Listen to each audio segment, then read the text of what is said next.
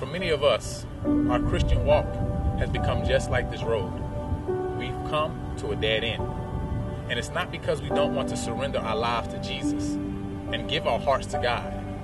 It's simply because we've come to a dead end. We've got to a point to where we can no longer go forward. We've been struggling, we've been fighting, we've been pushing to move this road ahead, but we cannot move forward. But Christ has an answer for our problems. Come unto me, all ye that labor and are heavy laden, and I will give you rest. Take my yoke upon you, and learn of me, for I am meek and lowly of heart, and ye shall find rest for your weary souls. For my yoke is easy, and my burden is light. It is only as we take Christ's yoke upon us, it is only as we feel sympathy for his burdens that we will be able to break through this spiritual monotony, this dead-end road of our Christian life, of our Christian walk, to be able to get victory over those things that have plagued us for so long. It is only then that we will be able to awake from the spiritual dead. In Ezekiel chapter 22, verse 30, God says, "And I sought for a man that would make up the hedge and stand in a gap before me for the land, that I would not destroy it, and I found none." Has God found you to be one who can stand in the gap for a friend, for a family member, for a co-worker?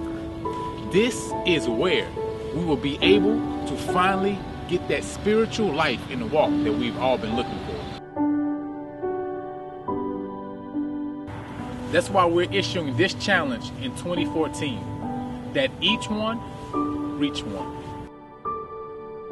You might ask, how are you going to complete this challenge? Well, you can do this in 3 steps. Number 1, consecrate yourself to God.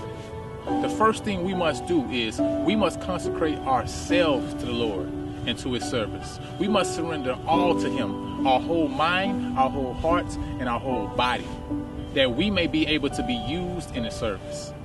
Then, after you consecrate your life to God, go to him in prayer.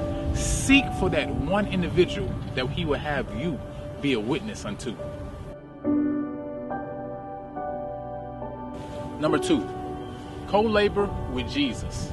We want to co-labor with Christ in order to bring our friend, our family member, our co-worker, or whoever it might be, to a loving, personal relationship with Jesus Christ. We are not just taking individuals to church that they may meet a pastor, or taking individuals to a Bible study to put them off on them.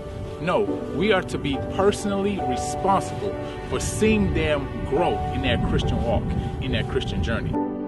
We are to take every opportunity that God gives us to use for his glory and honor in bringing this soul to Christ. We are to pray to him on a daily for this individual, seeking to intercede on their behalf, that we may be able to see them through, to grow up in their Christian journey, in their Christian walk. We are to bring them to a decision to love Jesus through obedience to all the truths that he has shared with us. Number 3, create a disciple.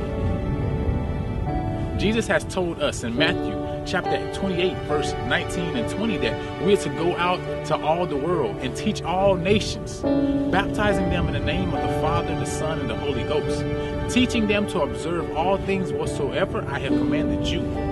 We are not simply just to bring an individual to a decision to be baptized or to join a church. No, this mission will only be completed as the individual we reach out to reaches out to another individual, whether it be their family member or their friend. No matter who it is, this discipleship will not be complete until they have discipled another.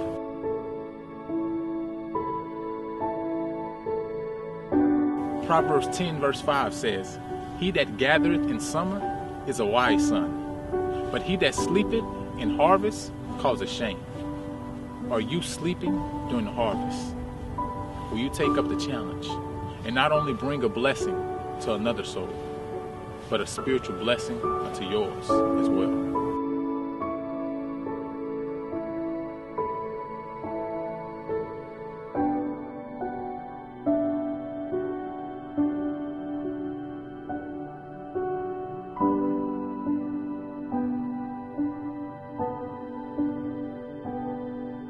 Make sure you share this message with your friends, with your families, with your co-workers, with your churches, with your study groups, with your small groups, whoever it may be, because this is what each and every one of us need to be doing today.